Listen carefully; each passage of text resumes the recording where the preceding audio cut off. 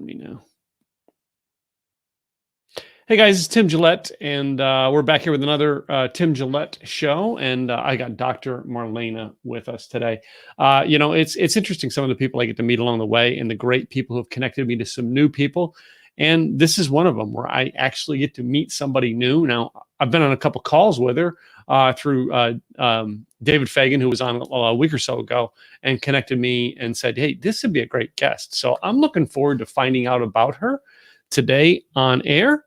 And let's bring her on right now. Dr. Marlena, how are you? I'm fabulous, Tim. How are you? I'm good. So, I'm trudging away. I think you're number 70 of 100. Wow, you're going to get there real quick. I've been doing a lot of these, and I think when I think I've got it down to a system, there's always a malfunction that I've got to fix. Isn't that life, though? That's just how life is, right? Oh, you have that happen to you too? Oh, okay. I thought I was special. Sorry, hate to tell you.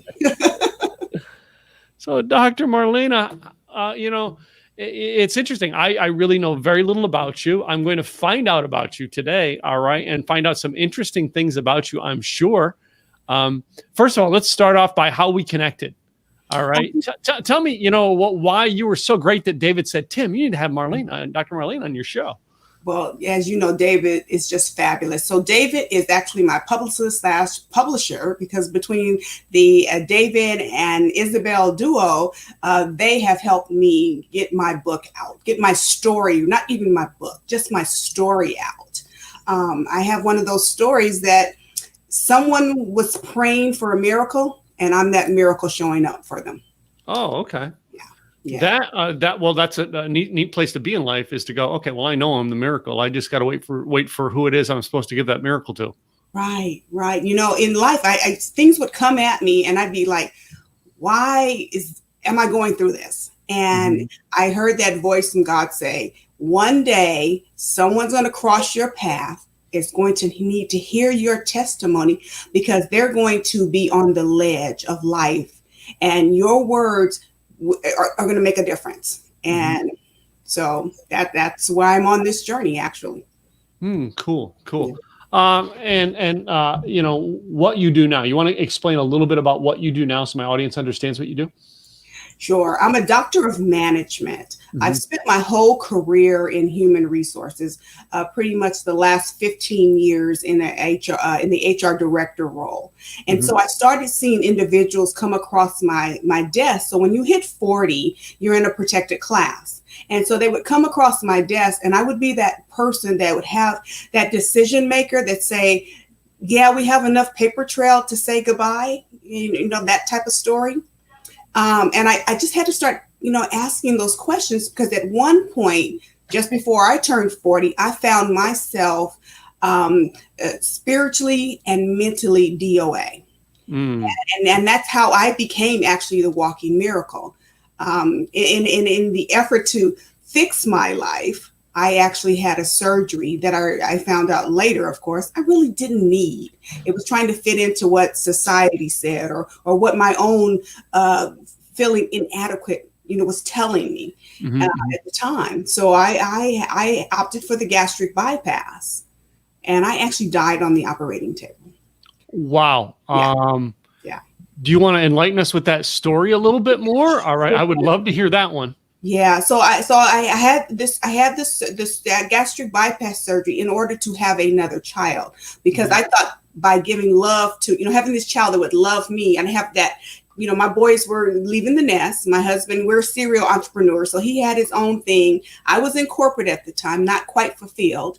And then I thought, wow, great, I'll have this baby. I'll get at least a 5-year run out of this, having someone to need me again.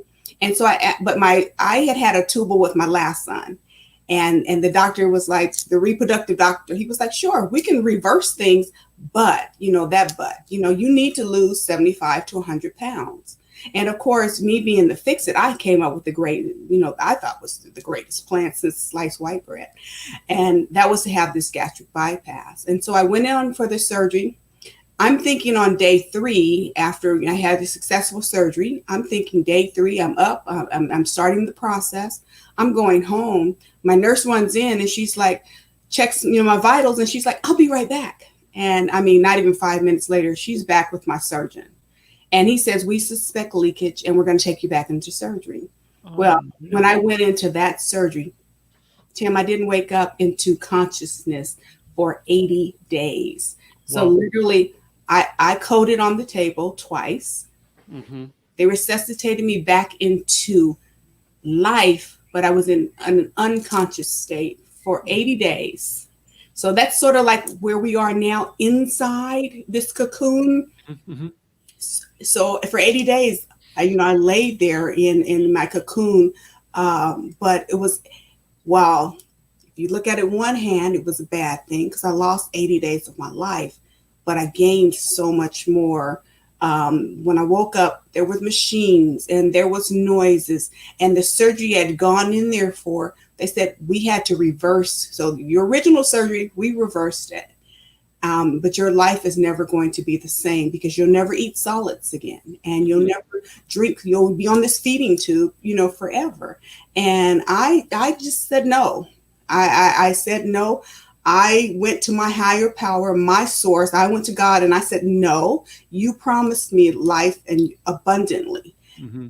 And he said, what do you want? Pretty much. What are you going to do? And I thought I was going to get up off that bed and be this miracle, and I was going to change everybody's life instantly. Well, it didn't happen that way. Wait, nothing ever happens instantly? Yeah. Okay.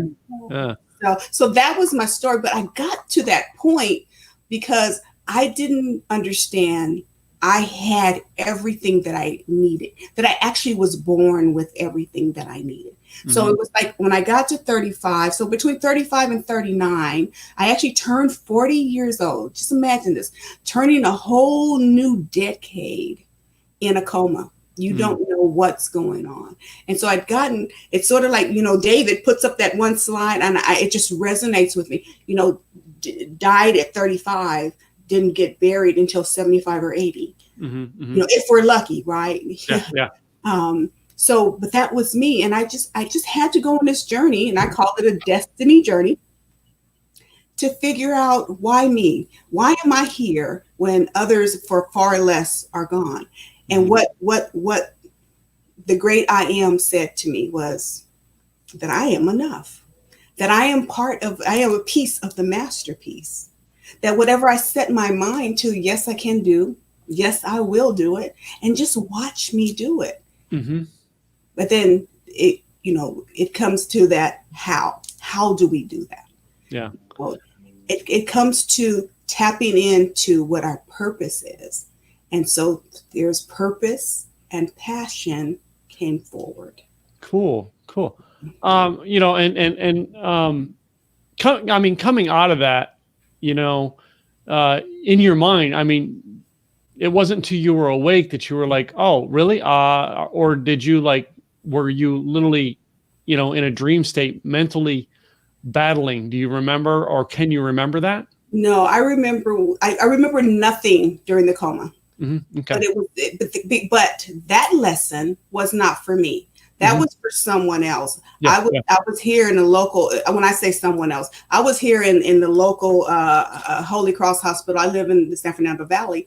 And I was told that on the day of that surgery, that one, they said that, normally they say, here's your 50-50, you have 50-50 chances, or you have, 70-30 or something. Mine was, if she doesn't have this now, and this was like the third or fourth surgery. Yeah. I don't even remember this particular one. If she doesn't have this surgery, she won't make it.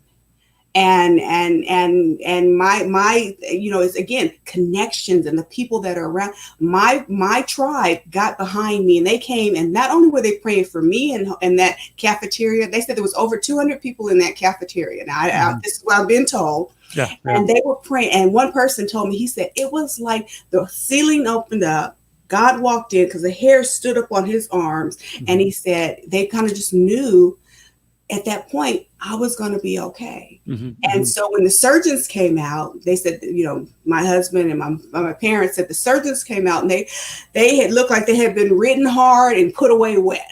Mm-hmm. Wow. and they said, well, how is she? And he said, well, if she makes it 48 hours, we'll see. Uh-huh. And well, I made it I know you made it. Yeah. made it 48 hours. But when my surgeon came to me after I was hospitalized for 6 months, and he'd come in one of those times and he said, I know you're mad at me. And I was mad at you for what? He said, because, it's sort of like, I broke you. And I was like, no. See, what he didn't understand, he was the instrument. Yeah. And what I didn't understand was that my higher power was in control of everything, every choice that I had made. And so that's what I teach on now through Purpose and Passion. Mm-hmm. Every choice we make. It makes my morning struggle of just trying to get my computer to connect so that I can do this interview with you. It makes it look like a minor problem now. Right. Right. Think about this. I'm strapped to the. They came in and my physical therapist. She says, we're going to get you up to walk today. Walk. Teach you how to walk. What do you mean walk? I've been walking all my life. That's what I'm thinking. And, because I had no voice at that time. I had a trach in and I had no, physical audible voice. Yeah. And I was like, what's she talking about? I've been walking all my life. So, they put you on this cot like thing and they strap this big band around and they stand you up. And then when your feet hit the ground, it's like, whoa, my knees buckled. And had the belt not been there holding me, I would have crumbled to the floor. Oh, wow. Yeah. So that's when and learning to brush our teeth and comb our hairs again, that's where the real struggle came in. The epiphanies and the aha moments started coming at that point in time for me. And the night when I'm laying there one night having this major pity party about woe is me, and my gastric bypass didn't take, and I'm still overweight, and I still have this issue, and the nurse comes in and she tells me, she got in my face. And that's what this is what we do as coaches, right? She got in my face and she said, shut up. Mm-hmm. She said, because could be worse. A mother of 3 passed on last night. Yeah. And you're still here for your 4 sons. Yeah. Yeah. She brought it home. And I was like, wow. So it's so neat, Dr. Malena, when we get to count our blessings. And like I said, it makes every problem I had this morning seem minor. It seemed like that was a problem. But you came through a lot. And I had no understanding that, things like that, where you had to learn to basically walk and brush your teeth again. Yes. These are things that we take advantage of every day we know how to do. And I didn't realize that that's some of the stuff you had to go through. Yes, absolutely. The basic things we take for granted, getting up in the morning under our own power. Because there were times when I couldn't even get out of the bed. The nurses had to come and get me out to just sit me up in a chair. And 6 months of this to the year goes by. And the first year of that, I was actually back to work. Oh, wow. So wow. I kind of relate that to where we are right now in the darkest days of this COVID thing going on. And how, we just want to get up and run free. We want to break out. We were talking in our groups yesterday, at the conference, the joint venture conference, and we just want to get out and get a little antsy. But right now we're in that cocoon where we can take time to strengthen ourselves and build up on ideas. How I've cleaned closets and drawers. Just some of the basic things. So when it comes time and they lift you can go and run and free and all this is over, we can go out and we're so much more poised and ready for the new life that we're going to have. So, I want to go through the journey of that first year. All right. And you having to learn the things. And then I do want to make sure I get into, you got a book on this. I want to get into that today, but that journey, that first year. All right. How many times did you want to give up? I'm just curious. Be honest with us. It's daily. Oh, wow. Daily. It hurts so bad to stand on my own feet. I just wanted to say, I don't want to do this. And that was the day, that would be the day that Stacy, love her. She was my physical therapist. She would come in and she'd say, okay, time to get up. And I said, I don't want to do it today. And she would say, I don't care what you want. And she'd pull the covers back and she'd take the tennis shoes and she put them on. Yeah. Yeah. Yeah. And she'd say, come on, let's go. Now, she worked usually Monday through Friday. So on the weekends, when the crew that were there, they would come in and they would say, okay, it's time to get up. And I'd say, no, I don't want to do it. And they say, okay, refuse. And they write it in the chart and they'd go on by their business. Now, they both were doing their jobs, but I'm glad for the Stacy. I call her my Stacy Angel. My Stacy Angel, she was like, not on my watch. You're not going to, again, one of my favorite quotes, who loses when you decide not to win, from Dr. James Dentley. And that just resonates with me so much here, because my children would have lost. My husband would have lost. My friends and family and those that would have come across my path for my testimony would have lost had I not kept on going. So, yeah. That's why I asked you, I mean, how often did you want to give up? Because I thought it was going to be something like that. And I know you do, you coach and consult clients now, correct? Yeah, all right. And how many times do you have to, are you finding yourself on both sides of the fence coaching your clients with some days it's get up, I don't care. And other days like, okay, refuse. Well, no, I don't I believe in pushing. Okay. Now, I don't pull. I learned this lesson from my grandmother many, many years ago. She said, you can push someone. It's not hard to push and encourage and push. But when you have to start pulling them, you hurt yourself and you can hurt them as well. Okay. So for those that want to show up, I will push. I even have a ministry of presence where if you're not even sure what it is you need or what you want to do, I just sit here and look at you like we're looking at each other right now. I can sit here in that ministry, no preaching, no judgment, just sitting here and being part of a community of just breathing with you wherever you are right now. Okay. And because I truly believe that when the pain gets bad enough, you'll get up. Cool. Because I mean, I was just curious, because you said both of them are doing their job. All right. And so I was asking if you get into it as well. Yeah. Now, how many years ago was this? Can I ask that?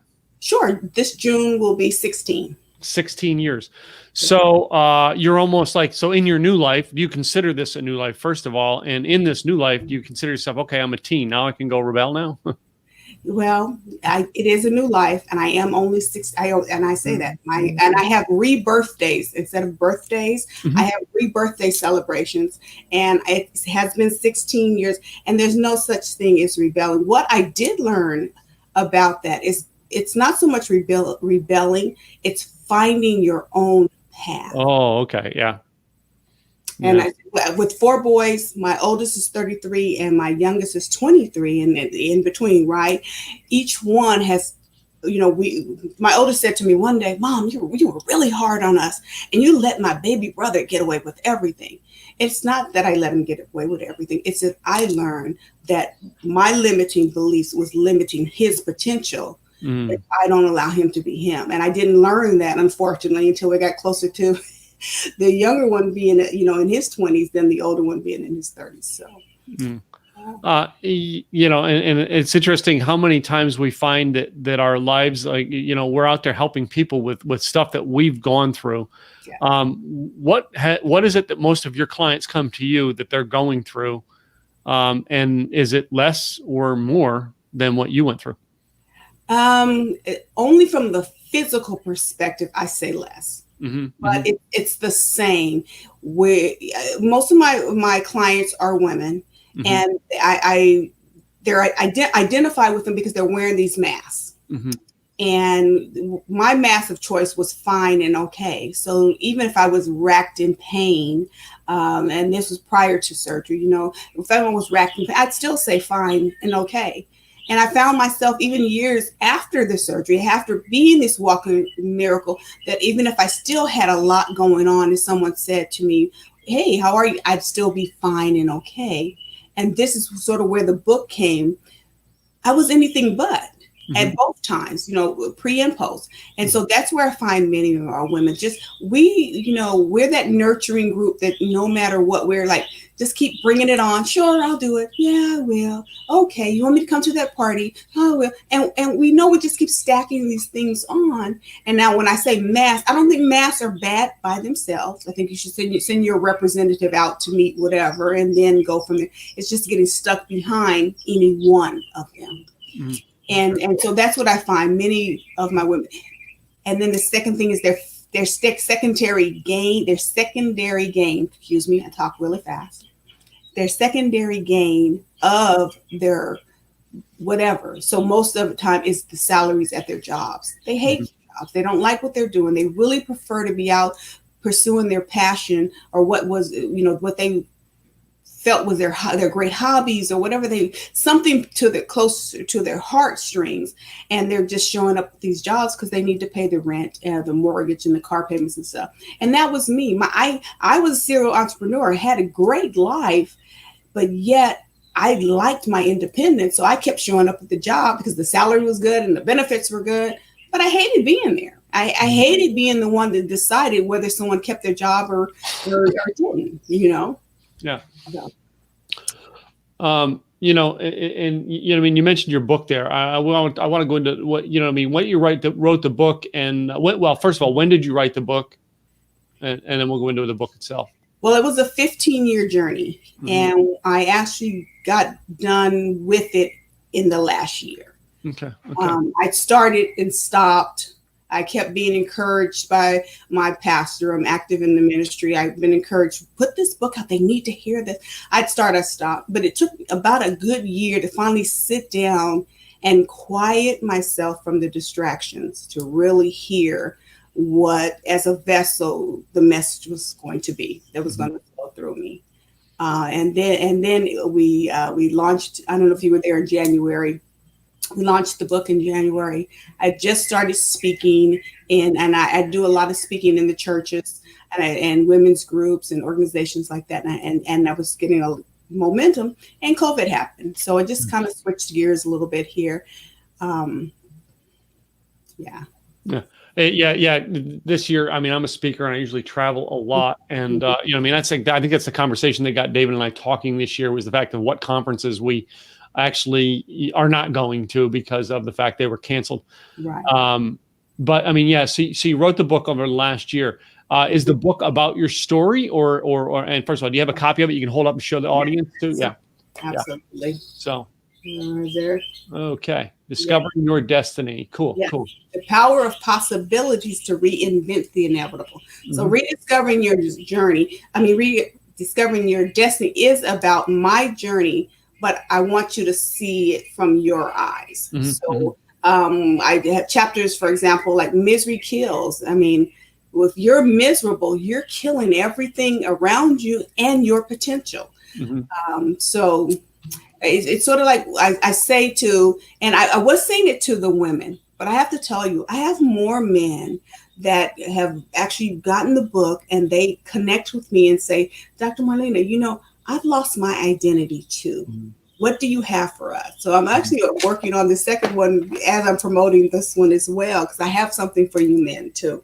Cool. But it's for that woman who sort of woke up and said, wow, how did I get here? For me, it was on that operating table. For them, it could be, wherever they stand right now. How did I get here? This is not the outcome that I dreamed of. My book helps them get back to awareness and connection with that little girl or that woman or that dream and that vision they had back when we were playing house or playing doctor or playing teacher or whatever it was. You dreamed then.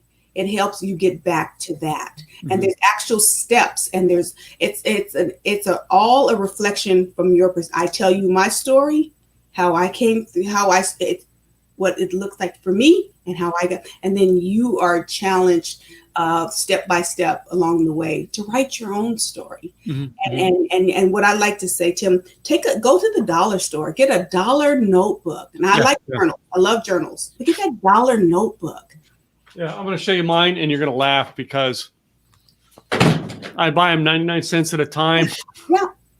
Absolutely. You understand where I'm going then. Yep. Get that dollar notebook and start writing and start with the book here has questions and evaluation, and start answering those from your heart. And then keep those words. And as you grow and go back and look at what you said on whatever day. And let me tell you, that 99-cent notebook becomes a priceless work. Yeah. Priceless. Yeah. So I just walked them through. I also have with the coaching, I have the online training courses where you can go through. I was using Zoom because I touch everyone. I'm here with my ministry everywhere. So I've been using Zoom long before now for my community. And we still do that. We do what I call destiny journeys. And still lead them on that and coach it and just put you back into awareness and set your intentions and know that if you don't keep being fluid in life, you become stagnant, and stagnant water smells badly. Yeah.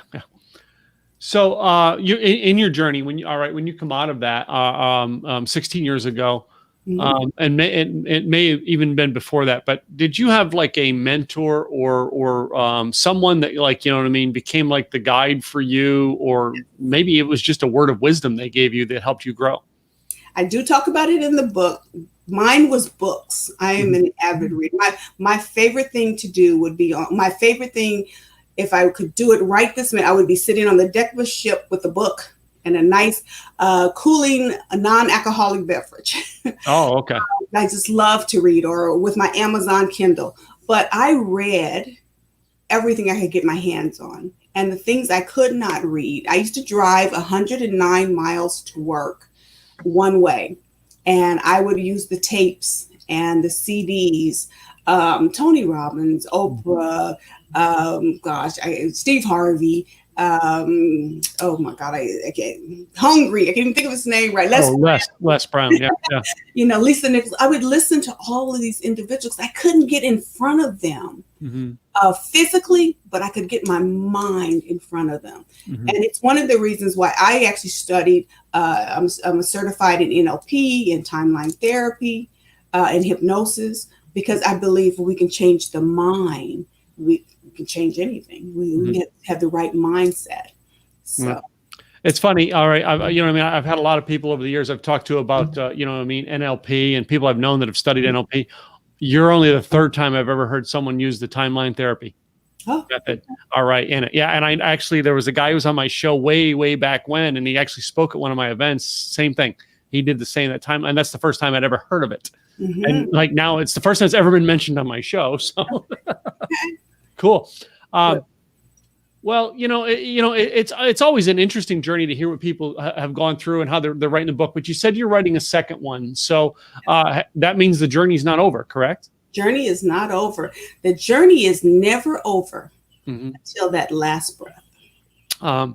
However, this one here, I'll bet this journey is a lot easier to take it to the next level after you feel like getting up and walking now every day. No. It's not. Okay. No. Every day, I know the difference. Let's put it this way. I know the difference, though, of the value of getting up every day and taking that walk. Versus, do I still want to do it? No, there's not days I don't want to get up and do it. I have a treadmill. I have a treadmill right here in my office, and I was looking at it yesterday. It looks like a coat rack because there's all kind of stuff just thrown on it. But the value is, I know I got up this morning and I knew we were going to be on for this show at 11. I already went out and I did my 5 miles. And I walk, and because I know that, I came back and I'm going to probably need a nap after this. But you learn the value of the difference between doing it and not doing it. It doesn't get any easier. It makes you feel a whole lot better, though. Get up and get moving. And you asked about the coaches. I told you about how I got my mindset by listening to the greats. But yes, I personally do. I have coaches and mentors, depending on where I am and what stage I'm in. Cool. The fact that all of us, it seems like there's always a connection between people who are coaching and mentoring others and the fact of who they had for a coach or mentor. Mhm. It's like you talked about your angel there in the hospital. All right, they got you up and walked. That's, to some people, that's just another person doing a job. Right. To me, it was a boss many, many years ago. Uh-huh. He probably, I was a blip on his nightmare screen working for him for, I think, a year, but we cherish them. All right. Because they meant so much to us, but they were just doing their job, Yeah. and you do your job every day. Now you go out, you're setting up, finding new people to help and coach and client. Absolutely. Do you ever walk into some place and have someone come up and go, well, Dr. Marlena, because it's something you said, because you were on that weird podcast at one time, and let me tell you how that influenced me, and you hear this story and you're like, wow. Happened to you? It's happened to me. So it's happened to you? It does happen. I went a year ago. I did a pitch. I'm all this is new to me. Again, I'm that corporate director. Love what I was doing. I was the serial entrepreneur who had a string of barbershops. So I'm this coaching and touching people is new. Mm-hmm. And so I go to an event to do a pitch. And so I do the pitch. I thought I bombed it. I thought I sucked. Mm-hmm. I got through it. I go sit down to watch the rest of the event, and a woman approaches me and she says, oh my God, what you said is what I needed to hear. Mm-hmm, mm-hmm. And I was like, oh, okay. And I was thinking, what part of it did I say? And she said, yeah. And then she said, can we connect? And I was like, sure. Yeah. And when we connected, she told me about where she was in her life. And how I started is this. She was on that ledge of life, thinking about jumping. And something I said kept her from jumping. Wow. And to be honest, if I say nothing else, if I do nothing else, I'm done. Yeah. That's what and I call it my ministry, because that's what my ministry is. It's about touching people with my story and my life. I say my craziness, my chaos, and my madness, but having a message in there that people can say, I saw myself in what you said, and if you can go on, I can go on. Cool. So, for the people who are listening, Dr. Marlena, the people listening in, all right, who may be in this time where we're going through dealing with some of the very things that you dealt with, but in a different way, what advice would you give to them if they listen to this podcast today? Faith is the number one thing. So, what does that look like? We hear that all the time. Faith is, just believing and not having evidence. But what does it look like on a daily walk?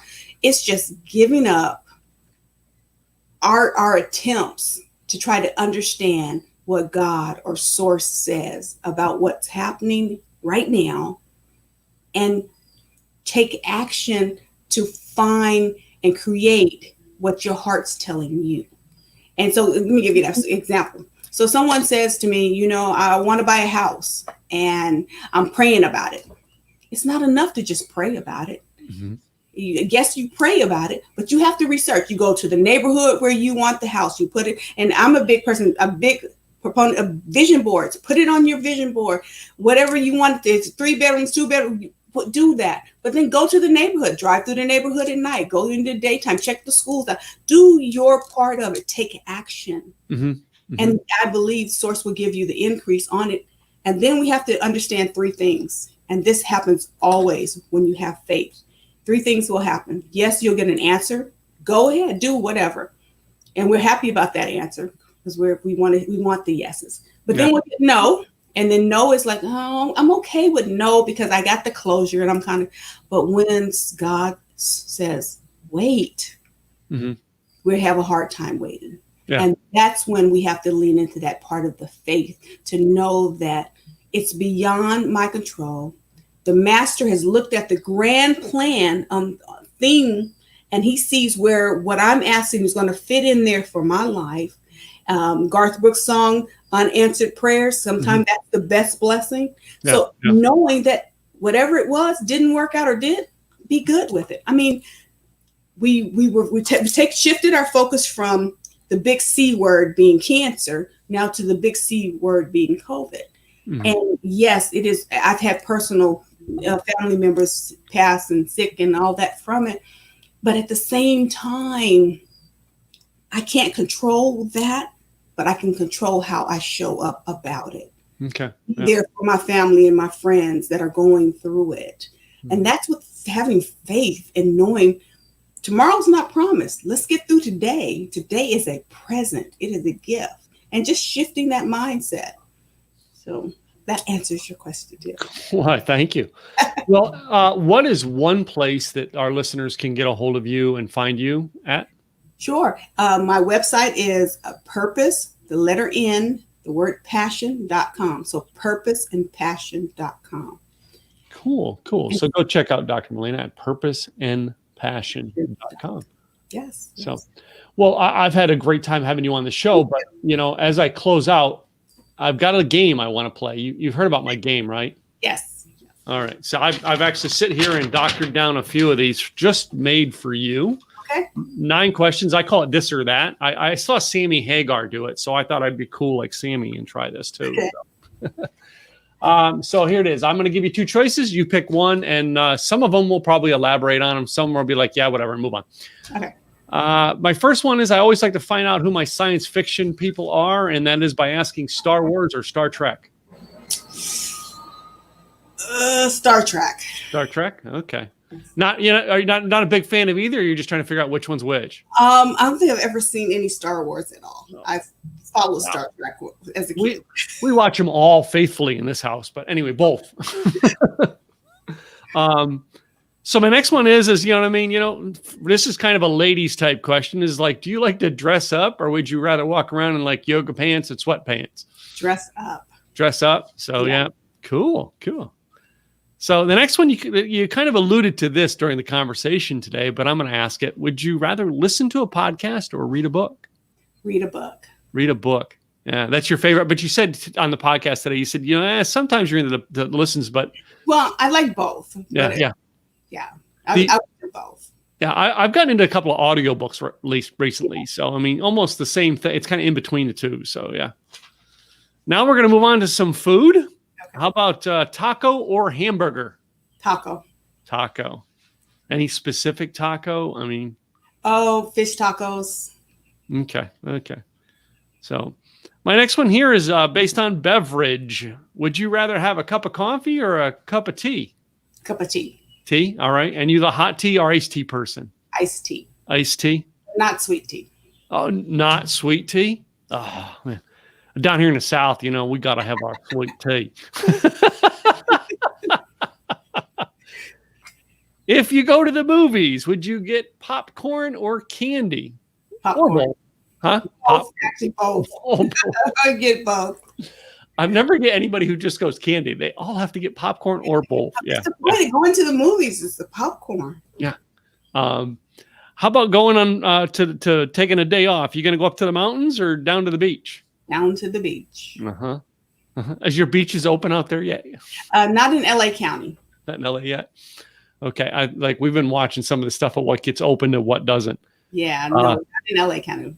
Okay. So for us in Texas, all right, the restaurants open, like the governor's saying certain things come open. All we heard in Texas was starting Friday, you can get unlimited, our free refills of chips and salsa.